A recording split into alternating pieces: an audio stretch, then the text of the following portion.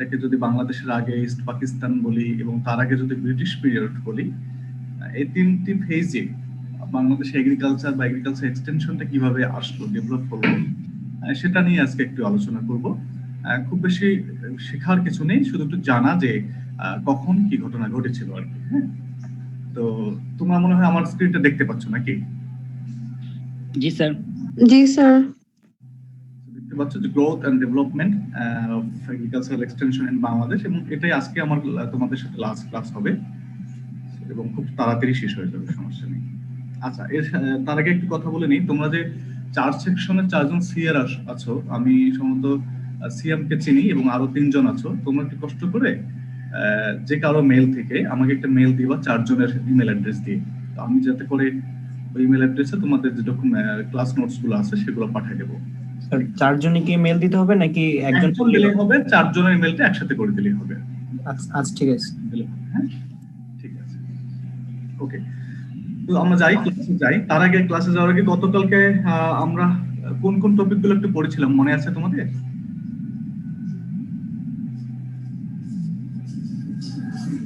কি পড়েছিলাম গতকালকে? Objectives of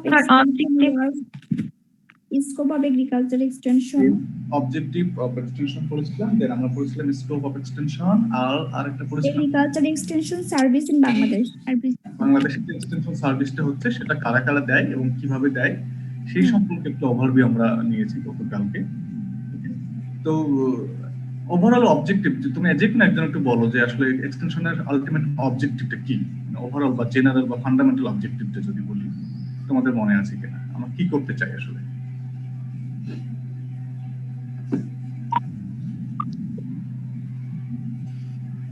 আচ্ছা, যে আমরা ইকোনমিক্যালি, সোশিয়ালি, কালচারালি ডেভেলপ করা, এডুকেশনের মাধ্যমে তাদের মধ্যে ভালো ইন্টারেকশন তৈরি করা। ওকে, থ্যাংক ইউ অর্নিকা। অর্নিকা, তুমি বলে দিয়েছো অলরেডি ফান্ডামেন্টাল যেটা, যে আমরা আমাদের ফার্মিং কমিউনিটি যেটা আছে তাদেরকে আমরা economically, socially and culturally develop করতে চাই, না? এটা হচ্ছে আলটিমেট কাজ এবং এটা অনেকটা প্রসেসের মাধ্যমে যায়। যাই হোক, আমি ওদিকে না যাই। কয়েকটা স্কোপের কথা তোমাদের বলেছিলাম, মোটামুটি 9টা স্কোপ এক্সটেনশন আছে, এর বাইরে অনেকগুলো আছে, আমরা সেগুলো একটু জেনেছি। তো যাই হোক, আজকে আমরা যে ক্লাসটা একটু যাই তাহলে, যে বাংলাদেশে এক্সটেনশন বা কিভাবে হলো। তো আমাদেরকে যদি আমরা বাংলাদেশের অরিজিনকে চিন্তা করি, ব্রিটিশ পিরিয়ডে যেমন কি ছিল, ব্রিটিশ পিরিয়ডে মোটামুটি পুরো ইন্ডিয়া, পাকিস্তান, বাংলাদেশ একটা কন্টিনেন্ট ছিল, না? একটা কান্ট্রি ছিল, যেটা এখানে ব্রিটিশ পিরিয়ডের কথা বলছি আমি। এরপরে যেটা হলো যে আমাদের ব্রিটিশ 1947 সালে যখন দেশ ভাগ হয়ে গেল, তখন আমরা নাম পেলাম হচ্ছে ইস্ট পাকিস্তান, তাই তো? পাকিস্তান এবং ইন্ডিয়া দুটি আলাদা কান্ট্রি হয়ে গেল। এবং সেই পিরিয়ডে কি ঘটেছিল, একই সাথে 1971 সালে তোমরা জানো আমাদের যে মুক্তিযুদ্ধ হয়েছিল। এরপরে যে আমরা বাংলাদেশকে পাই, সে বাংলাদেশে কিভাবে এক্সটেনশনটা বা এগ্রিকালচারটা ডেভেলপ করলো, এই তিনটি ফেজে। বলো স্যার, সরি একটু কথা বললাম স্যার, অনেকে ক্লাসে ঢুকতে পারছে না স্যার। আমার অনেক ফ্রেন্ড আমাকে মেসেজ দিচ্ছে যে একটু স্যারকে বলো, মানে অনেকে 10 বারেরও বেশি ট্রাই করছে স্যার, কিন্তু ঢুকতে পারছে না ক্লাসে। কেন এমনটি হলো বলো তো? এটা তো বুঝলাম না।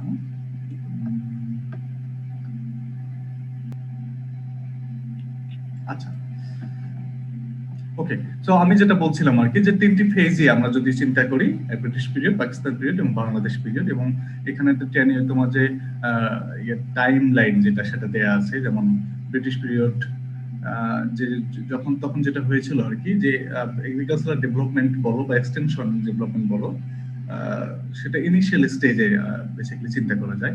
তার আগে তোমরা আমাদের সম্ভবত ডক্টর জিয়া স্যার তোমাদের পড়িয়েছেন যে অরিজিন অফ এক্সটেনশন, তাই না? পড়িয়েছেন তোমাদেরকে কোথায় এক্সটেনশনটা শুরু হয়েছিল বেসিক্যালি, তুমি জানো কিনা? জানো স্যার? আমেরিকাতে। স্যার কি পড়াইছেন কিনা অরিজিন অফ এক্সটেনশন? কি পড়াইছেন স্যার তোমাদের সিলেবাস আছে কিনা? আমি তো যাই হোক, আমি একটু তাহলে শর্ট মানে ওভারভিউ দিই কিরকম, যে আসলে ইনফ্যাক্ট এক্সটেনশন মানে এক্সটেনশন, এগ্রিকালচারাল এক্সটেনশন, এই টার্মটা বা এই সার্ভিসটা আসলে কোথা থেকে শুরু হয়েছে সেটা এখন একটা ডিবেটেবল বিষয়। ওকে, কেউ ধারণা করে প্রায় 2000 বছর আগে চায়নায় প্রথম শুরু হয়েছিল এক্সটেনশনের সার্ভিসটা। হ্যাঁ, আর তোমরা যে মানে কি বলে মডার্ন যে এক্সটেনশনের কথা, সেটা বেসিক্যালি ইউনিভার্সিটি অফ ক্যামব্রিজ, হ্যাঁ, সেটা মোটামুটি ইউনিভার্সিটি এক্সটেনশন নাম দিয়ে তাদের সার্ভিসটা চালু করেছিল আর কি। তো ইউনিভার্সিটি এক্সটেনশন জিনিসটা কি, সেটা হচ্ছে যে তোমার ধরো যে ইউনিভার্সিটির মধ্যে যে অ্যাক্টিভিটিস গুলো হয়, যে পড়াশোনা হয়, যে নলেজ ডেভেলপমেন্টটা হয়, সেই নলেজ ডেভেলপমেন্টটা শুধু ইউনিভার্সিটি স্টুডেন্ট বা যারা আছে স্টেকহোল্ডার তাদের মধ্যে না রেখে সেটাকে ইউনিভার্সিটির আশেপাশে এলাকায় কিভাবে সেই নলেজটা ট্রান্সফার করা যায়, এই কনসেপ্ট থেকেই বেসিক্যালি ইউনিভার্সিটি এক্সটেনশন এই টার্মটা চালু হয়। এবং জেমস স্টুয়ার্ট নামে একজন প্রফেসর বেসিক্যালি ক্যামব্রিজ ইম্পেরিয়াল কলেজে, তো ওনাকে ধরা হয় মডার্ন এগ্রিকালচার এক্সটেনশনের ফাদার বলা হয় সাধারণত, বুঝতে পারছো? তো এটা মোটামুটি কত হয়, সম্ভবত 1874 এরকম একটা সময়, আমি এক্সাক্ট টাইমটা মনে নেই। ওকে, তো যাই হোক, সেই পার্সপেক্টিভ থেকে আজকের এই মডার্ন এক্সটেনশনটা আমরা মানে চালিয়ে নিচ্ছি আর কি। ওকে, তারপরে এখনো এর আসলে অরিজিনটা কোথায় সেটাও বলা ডিফিকাল্ট। যেমন আমরা যদি বলি যে এগ্রিকালচারের শুরুটা মানে কবে থেকে শুরু হয়েছে, সেটা কিন্তু বলা কঠিন। হ্যাঁ, আমরা জানি একজন মহিলাদের হাত ধরে, ফিমেল যারা আছেন তাদের হাত ধরে বেসিক্যালি এগ্রিকালচারটা শুরু হয়, কিন্তু কবে শুরু হয়, কোথায় শুরু হয়, সেটা কিন্তু অনেকটা আমরা ভেগের মধ্যে আছি, যে আসলে জানি না। এক্সটেনশনটা অনেকটা এরকমই। তো যাই হোক, মডার্ন এক্সটেনশনটা বেসিক্যালি এটা মানে ইউনিভার্সিটি এক্সটেনশন এই ধারণা থেকেই। স্যার এটা মেইনলি আইরিশ ফেমাইন থেকে শুরু হয়েছে না স্যার, এগ্রিকালচার এক্সটেনশনের কনসেপ্টটা? এই যে এটাও একটা ডিবেটের বিষয়। আইরিশ ফেমিন হয়েছিল সম্ভবত 1847 এর দিকে আর কি। তো হ্যাঁ, আর এই সময় শুরু হয়। তো যেটা হয় আইরিশ ফেমিনে, তোমরা জানো যে পটেটো, আয়ারল্যান্ডে পটেটো খুব মানে বেশি হতো। তো হঠাৎ করে একটা সেখানে ডিজিজ হওয়ার কারণে সেখানে মানে ক্রপ লস বা ফেইলিওর হওয়া শুরু করে, এবং যেটাকে বলা হয় যে গ্রেট আইরিশ ফেমিন। তো গ্রেট আইরিশ ফেমিনের সময় যেটা হয় যে ইউকে থেকে ইউকে গভর্নমেন্ট কিছু ইনস্ট্রাক্টর পাঠান আয়ারল্যান্ডে। তো তোমরা জানো, তার আগে বলা ইউকে বলতে আমরা কি বুঝি, তোমরা কি জানো কিনা?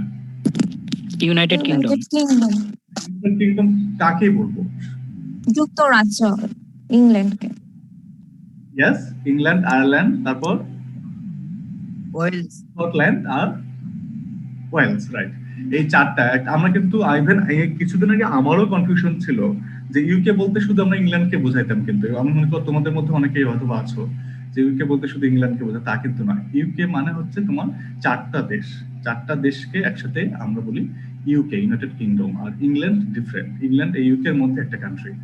এটা একটু জানার বিষয়। যাই হোক, তো আইরিশ ফেমিনের সময় ইংল্যান্ড মানে তোমার ইউকে গভর্নমেন্ট যেটা করেছিল যে কিছু ইনস্ট্রাক্টর পাঠিয়েছিল মানে ফার্ম লেভেলে, যে যেহেতু পটেটো ক্রপটা ফেল করছে, সেক্ষেত্রে অল্টারনেটিভ ক্রপ কি করা যায় সেটা ইনস্ট্রাকশন বা সেটা প্র্যাকটিস মোটামুটি। হ্যাঁ, এটা একটা এক্সটেনশন প্রসেসের মধ্যেই ছিল আর কি। তো এটা এখান থেকেও এক্সটেনশনের কনসেপ্টটা আসে, এবং এরপরে তোমার জার্মান গভর্নমেন্ট এটাকে এই কনসেপ্টটাকে টার্গেট করে যে এটা ভালো কনসেপ্ট, ওখান থেকে চলে। তারপরেও কিন্তু ওইটাই যে একমাত্র শুরু, এটা কিন্তু আমরা বলতে পারি না। হ্যাঁ, তা আমরা প্রায় 2000 বছর আগে চায়নায় যেটা হতো আর কি, চায়নাতে নাকি এক্সটেনশন ইভেন পলিসি পর্যন্ত ছিল আর কি। তো এটা একটু বলা কঠিন। ওকে, তো যাই হোক, কিছু মোটা দাগে কিছু জিনিস আমাদের মনে রাখা দরকার। যেমন আইরিশ ফেমিন একটা মাইল ফলো করতে পারে, ইউনিভার্সিটি এক্সটেনশন একটা মাইল ফলো করতে পারে এক্সটেনশন। ওকে, তো যাই হোক, এখন ইন্ডিয়ান সাবকন্টিনেন্ট বা আমরা যদি বাংলাদেশের কথা চিন্তা করি, এই তিনটি ফেজে মোটামুটি আমরা বলতে পারি যে এক্সটেনশন বা ডেভেলপমেন্টটা হয়েছে।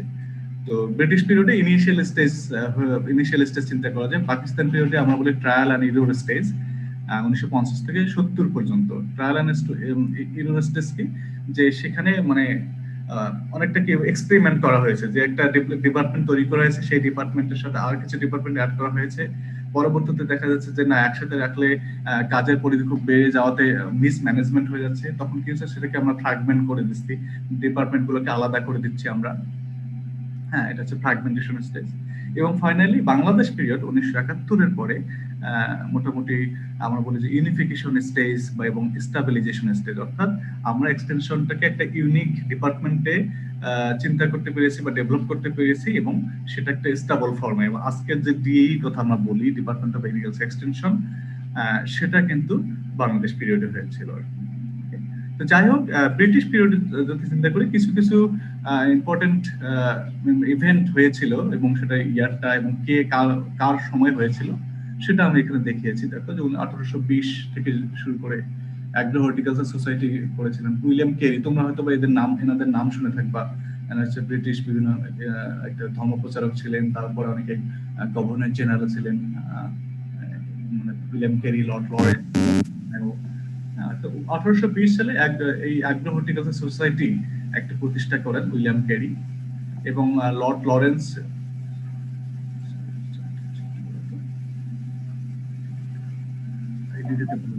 আইডি দেওয়া লাগবে না, আমি তোমাদেরকে পেয়ে দেবো। তারপরে 1869 থেকে 74 Lord Mayo department of commerce and revenue নামে একটা ডিপার্টমেন্ট প্রতিষ্ঠা করেন, যে সেক্টরটা ডিল করতো। Then Lord Lytton Indian famine codes develop করছে। Then Lord Ripon. আচ্ছা, এগুলো আসলে আমার পড়ার দরকার নেই, তোমরা নিজে পড়লেই আসলে বুঝতে পারবা। যে 1906 সালে একটা ইম্পর্টেন্ট ডিপার্টমেন্ট প্রতিষ্ঠিত হয়, যেটাকে বলা হয় ডিপার্টমেন্ট অফ এগ্রিকালচার। তোমাদের গতকালকে একটু বলছিলাম যে ডিপার্টমেন্ট অফ এগ্রিকালচারের আন্ডারেই মোটামুটি এগ্রিকালচার রিলেটেড সমস্ত কিছু পরিচালিত হতো। এবং এর মেইন কাজটা কি ছিল, মেইন অবজেক্টিভ ছিল যে the major objective of the British government was to serve the purposes of British industries by promoting crops like cotton, jute, indigo. তোমরা সেই নীল চাষি বা নীল চাষের গল্প বা অত্যাচার যে হয়েছিল সেগুলোর কথা তোমরা শুনে থাকবা। তো সেগুলো ডিপার্টমেন্ট অফ এগ্রিকালচার আন্ডারে পরিচালিত হতো বিশেষ করে, এবং এর টার্গেটটাই ছিল যে ব্রিটিশ যে ইন্ডাস্ট্রিগুলো আছে সেগুলো রেভিনিউ কি করে বাড়ানো যায় এবং সেটা ফার্মার কিভাবে কন্ট্রিবিউট করতে পারে। এবং তোমরা এই গল্পগুলো জানো যে কিভাবে নীল চাষ করতে বাধ্য করানো হতো, তাই না? ওকে। এবং 1909 সালে তোমার বিভিন্ন রিসার্চ অর্গানাইজেশন প্রতিষ্ঠা করা হয়, এবং সেটা হচ্ছে মণিপুর এবং বাংলাদেশের ফার্ম গেট এলাকায়। তারপরে রিয়েল এস্টেট, এবং ফাইনাল 1914 সালে মানে পিওর যে এক্সটেনশন বলে যেটা বোঝায় সেটা অ্যাক্টিভিটিস চালু হয় এবং কিছু অফিসার সেখানে নিয়োগ দেওয়া হয়, deputy director, principal agriculture officer, then scientific officer, এরকম নামে কিছু তোমার কি বলে অফিসার নিয়োগ দেওয়া হয়। দেন 1922 সালে এগ্রিকালচার স্কুল প্রতিষ্ঠা হয়, সেটা হচ্ছে বাংলাদেশের ঢাকায়, এবং তখন তো বাংলাদেশ ছিল না, যাই হোক ঢাকায়, এবং চুচুড়া বলে আর কি, চিনচুড়া ইন্ডিয়া একটা জায়গা। ওকে। দেন রয়্যাল এগ্রিকালচার কমিশন প্রতিষ্ঠিত হয় 1928 সালে, ইম্পেরিয়াল এগ্রিকালচার কাউন্সিল এবং বেঙ্গল এগ্রিকালচার ইনস্টিটিউট BAI, যেটা কিনা তোমরা এখন শেরেবাংলা কৃষি বিশ্ববিদ্যালয় হিসেবে জানো। সেটা কিন্তু আগে প্রথমত বেঙ্গল এগ্রিকালচার ইনস্টিটিউট হিসেবে প্রতিষ্ঠিত হয় 1938 সালে, এবং তখন এটা ঢাকা ইউনিভার্সিটির নাম হয়েছিল আর কি। দেন 1939 সালে জুট রেগুলেশন ডিপার্টমেন্ট নামে একটা ডিপার্টমেন্ট চালু হয়, সেটা তৎকালীন ব্রিটিশ পিরিয়ডে। এবং বেঙ্গল এগ্রিকালচার ইনস্টিটিউটটা প্রতিষ্ঠা করেন কিন্তু তোমরা জানো যে শেরেবাংলাকে ফজলুল হক। ওকে। তো এই হচ্ছে মোটামুটি কিছু মানে মাইলস্টোন যেটা কিনা ব্রিটিশ পিরিয়ডে এই কন্টিনেন্টে হয়েছিল। পাকিস্তান পিরিয়ডে 1950 সালে প্রভিনশনাল ডিরেক্টরেট অফ এগ্রিকালচার নাম একটা প্রতিষ্ঠা হয়, যেটা কিনা জুট রেগুলেশন, আগে ব্রিটিশ পিরিয়ডে যে জুট রেগুলেশন ডিপার্টমেন্টটা হয় সেটা মার্চ হয়ে এরকম একটা প্রভিনশিয়াল ডিরেক্টরেট অফ এগ্রিকালচার নামে একটা ডিপার্টমেন্ট চালু হয়। এবং একই সাথে পাকিস্তান পিরিয়ডে ইম্পর্টেন্ট কতগুলো প্রতিষ্ঠান হয়, একটা হচ্ছে তোমার আমাদের BAU, তোমরা জানো 1961 সালে। ওকে। দেন আমরা বলি তখন তৎকালীন ছিল EPAR, আমরা এখন যেটাকে বলছি বার্ড, কুমিল্লায় যেটা বাংলাদেশ একাডেমি অফ ডেভেলপমেন্ট, সেটা হয় প্রতিষ্ঠিত, এবং ADC যেটা সেটা হয় 1961 সালে পাকিস্তান পিরিয়ডে প্রতিষ্ঠিত হয়। এছাড়া 1970 সালে যেটা হয় ডিভিশন অফ DOA মানে ডিপার্টমেন্ট অফ এগ্রিকালচার, যেটা 1906 সালে ব্রিটিশ পিরিয়ডে হয়েছিল, সেটা আন্ডারে কতগুলো ডিভিশন চালু হয়। সেই ডিভিশন গুলো হচ্ছে এরকম যে ডিরেক্টরেট অফ এগ্রিকালচার, দেন তোমার এটাকে বলছে extension and management, then education and research, তারপরে তোমার জুট প্রোডাকশন, প্লান্ট প্রোটেকশন। এই যে আমি গতকালকে এই বিষয়গুলো তুমি দেখিয়েছিলাম, এই ডিভিশন গুলো তোমার ডিপার্টমেন্ট অফ এগ্রিকালচার যেটা হয় তার আন্ডারে একটি প্রতিষ্ঠিত হয়। ওকে। এবং ফাইনালি বাংলাদেশ পিরিয়ডের কথা যদি আমরা চিন্তা করি, বাংলাদেশ পিরিয়ড 1973 সালে তোমরা জানো যে তোমরা কৃষিবিদ ক্লাস 1 যে স্ট্যাটাসটা 1973 সালেই আমরা পাই। Okay? এবং এই 1973 সালে প্রথম থানা এক্সটেনশন অফিসার, বর্তমান যেটাকে বলি আমরা উপজেলা এগ্রিকালচার অফিসার, সেটা কিন্তু 1973 সালে একদম ফিল্ড নিয়োগের মাধ্যমে, বুঝতে পারছো? এবং ক্লাস 1 স্ট্যাটাসটা কে দিয়েছিল তোমরা জানো? তোমাদের বাংলাদেশ বঙ্গবন্ধু শেখ মুজিবুর রহমান। বঙ্গবন্ধু শেখ মুজিবুর রহমান। এবং সেটা কোথায় দিয়েছিলেন? আমাদের ক্যাম্পাসে বঙ্গবন্ধু চত্বরে। বঙ্গবন্ধু চত্বরে। ইয়েস, এই ইতিহাসগুলো কিন্তু ভোলা যাবে না। হ্যাঁ, আমাদের জন্য বিশেষ করে কৃষিবিদ যারা আছে, আমাদের জন্য অমূল্য পাওয়ার কিন্তু এটা। তার আগে কিন্তু আমাদের খুব এস্টিমেট করা হতো, আন্ডার এস্টিমেট করা হতো বিভিন্ন জায়গায়, ডাক্তার ইঞ্জিনিয়ার আর কি। তো এখন কিন্তু আমরা ইভেন কিছু কিছু ক্ষেত্রে ডাক্তার ইঞ্জিনিয়ারদের থেকেও কিন্তু ভালো অবস্থা আছি আমরা।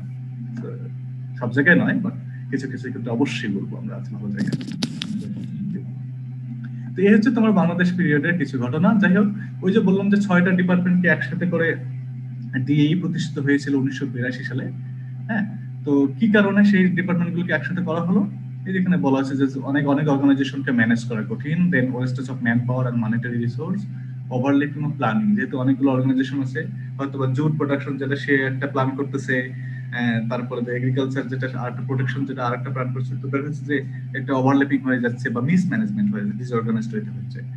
দেন টার্গেট গ্রুপ ওভারল্যাপিং, কনফিউশন এবং ফার্মার্স। এই সব কারণে ওই 6টা ডিপার্টমেন্টকে একসাথে করে পরবর্তী 1982 সালে ডিপার্টমেন্ট অফ এগ্রিকালচার এক্সটেনশন এই জার্নিটা শুরু হয়, এবং সেটা একটা সিঙ্গেল মিনিস্ট্রি আন্ডারে। সেই মিনিস্ট্রিটার নাম কি? ডিএই যে মিনিস্ট্রি আন্ডারে। হ্যাঁ, কি মানে ডিপার্টমেন্ট অফ এগ্রিকালচারাল এক্সটেনশন, আমাদের যে এক্সটেনশন অর্গানাইজেশনটা আছে, সেটা কোন মিনিস্ট্রির আন্ডারে তোমরা জানো? কৃষি মন্ত্রণালয়ের অধীনে। কৃষি সম্প্রসারণ অধিদপ্তর, এগ্রিকালচার। ওকে, সেটা হচ্ছে কৃষি মন্ত্রণালয়ের আন্ডারে এই ডিএইটা চালু হয়। এবং এই যে অলরেডি তোমাদের বলেছিলাম যে এই কয়েকটা ডিপার্টমেন্টের সাথে হয় আজকের এই ডিএই। এবং গতকালকে আমি অলরেডি বলেছি যে ডিএই এর হেডকোয়ার্টার থেকে শুরু করে ফিল্ড পর্যায়ে কারা আছে, কিভাবে কাজগুলো হয়, সেগুলো তোমাদের বলেছিলাম।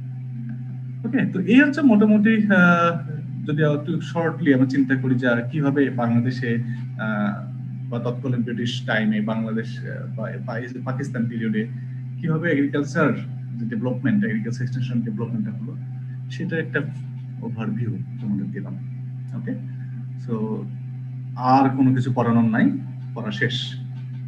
তোমাদের কি আজকের ক্লাস, গতকালকের ক্লাস বা তার আগের ক্লাসের থেকে কোনো কনফিউশন বা কোনো প্রশ্ন আছে কিনা?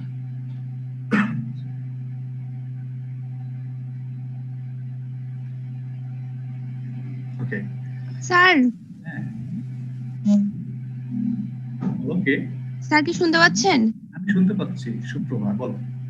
জি স্যার, নমস্কার স্যার। আমি ওই যে ছিলাম স্যার, বাট কানেক্টিংটা হয়ে মানে পরে আমাকে মানে রুম থেকে বের হয়ে যেতে হয়েছে। তো স্যার ওইটা কি মানে কাউন্ট হয়েছে স্যার অ্যাটেন্ডেন্স? আচ্ছা, কোনো সমস্যা নাই, তুমি জয়েন করেছো তো, তোমার রেকর্ডটা আমার কাছে থাকবে। কানেক্টিং দেখাচ্ছিল না, মানে মেবি আলাদা একটা রুম ক্রিয়েট হয়েছিল মেবি। জানি না কেন সেটা হয়েছিল, আমি সরি ফর দ্যাট আসলে। জি স্যার, কয়েকটা ফ্রেন্ডই বের হয়ে গিয়েছিল। শুক্রবার সহ আরো অনেকেই এই প্রবলেমটা ফেস করেছিল, আমাকে অলরেডি জানিয়েছে তোমাদের ফ্রেন্ডরা। সো তোমরা যারা এটা প্রবলেম হয়েছে, তোমরা ডোন্ট ওয়ারি, আমি তোমাদের রেকর্ড থাকবে আমার আছে তোমাদের কাছে, সমস্যা নেই, এটা নিয়ে ওয়ারি হওয়ার কিছু নেই, তুমি পেয়ে যাবে অ্যাটেন্ডেন্সটা। Okay sir, thank you. নমস্কার sir.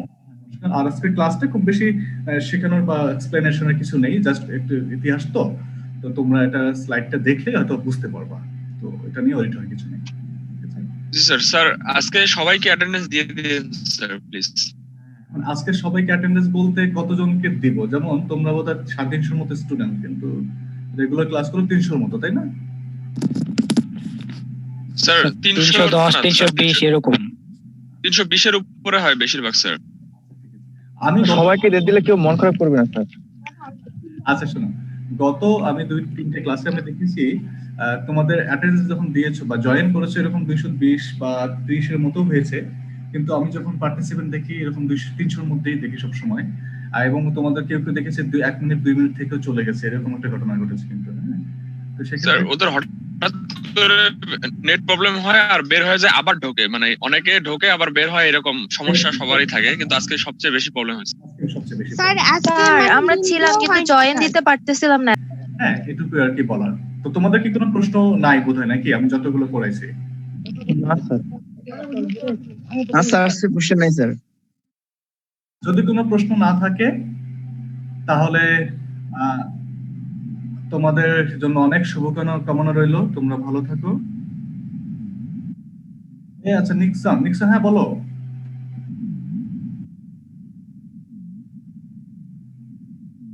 Right, yes, yes, yes. Thank you, Nixon.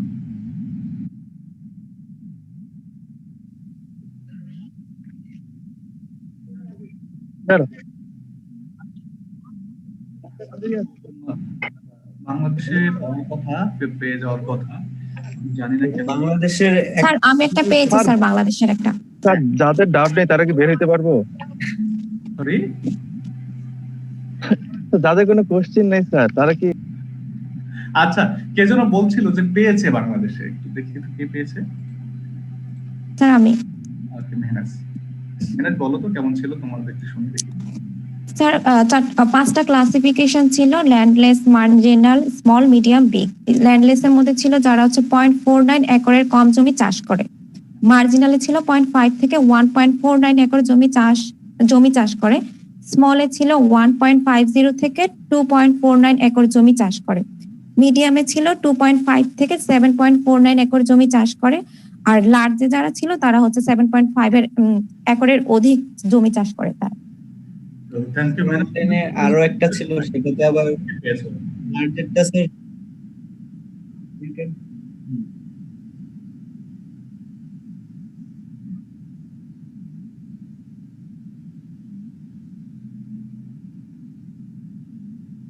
মানে ঠিক আছে, ল্যান্ডলেসের ক্যাটাগরি।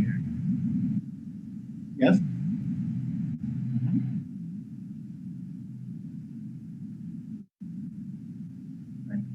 এটা হচ্ছে তোমার আমাদের যে পাঁচটা ক্যাটাগরির মধ্যে ল্যান্ডলেস যেটা আছে না, ল্যান্ডলেস এর মধ্যে আবার সেই ল্যান্ডলেসকে আমরা তিনটি গ্রুপে ভাগ করি, সেটা হচ্ছে ল্যান্ডলেস 1, 2 আর 3 নামে। তো নিক্সন যে তুমি যে বিষয়টা বললো সেটা হচ্ছে তোমার ওই যে ল্যান্ডলেস ক্যাটাগরির মধ্যে, অর্থাৎ কাদেরকে আমরা ল্যান্ডলেস বলবো বেসিক্যালি সেটার বিষয়ে। সিএম মনে হয় কিছু বলতে চাচ্ছে, সিএম। স্যার ওইখানে স্যার ওয়েবসাইট, আরেকটা ওয়েবসাইটে অন্য আরেকটা ছিল আর কি, ওইখানে ভ্যালুগুলো হচ্ছে ল্যান্ডলেস এর জন্য লেস দেন 0.20 হেক্টরস, মার্জিনালে 0.1 থেকে 0.5, স্মলে হচ্ছে 0.51 থেকে 1, মিডিয়ামে 1.01 থেকে 2, আর লার্জে হচ্ছে গ্রেটার দেন 2। এটা দেন 2 কি একটু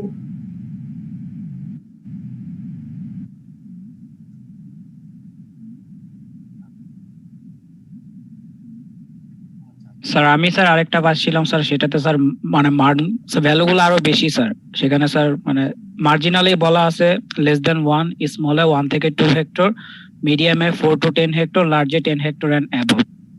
এটা একদম এটা হওয়ার কথা না, এটা অনেক বেশি বলে। স্যার ওটা হেক্টরে ছিল, আমি যেটা বলছি ওটা একরে ছিল। ইউনিটটা আবার চেঞ্জ হয়। আচ্ছা ঠিক আছে, একটু তোমরা দাঁড়াও। আর কেউ কোনো পেয়েছো কিনা একটু বলো, বলতে থাকো, আমি একটু তোমাদেরকে একটু দেখাই। হ্যাঁ।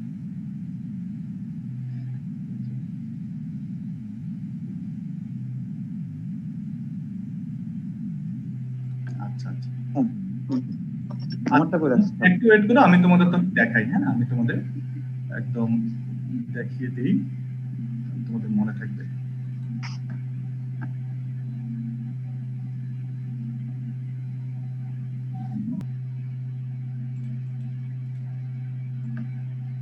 আচ্ছা, আমি স্ক্রিনটা শেয়ার করি, সমস্যা নেই। আচ্ছা, তোমরা আমার টেবিলটা দেখতে পাচ্ছ বোধহয়, না? No, জি sir. স্যার। আচ্ছা, এখানে দেখো যে ফার্ম সাইজ যে বিষয়টা আছে, তোমার আমরা যদি হেক্টরে চিন্তা করি, হেক্টরে দেখো মার্জিনাল, স্মল, মিডিয়াম এবং লার্জ চারটা দেখানো হয়েছে, এবং মার্জিনালের নিচে যেগুলো সেগুলোকে সাধারণত দেখো। মার্জিনাল হচ্ছে 0.02 থেকে 0.2 হেক্টর যদি কারো এরিয়া থাকে তখন তাকে বলছে আমার মার্জিনাল। দেন স্মল হচ্ছে 0.21 থেকে 1 হেক্টর যদি কারো জমি থাকে সেটাকে আমরা স্মল বলবো।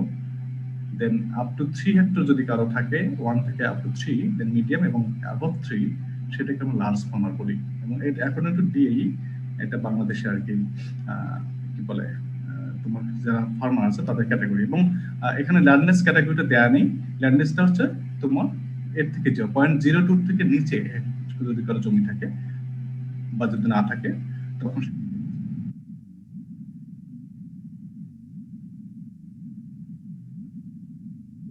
টোটাল জমি আর কি, টোটাল এরিয়া, টোটাল জমি, বুঝতে পারছো?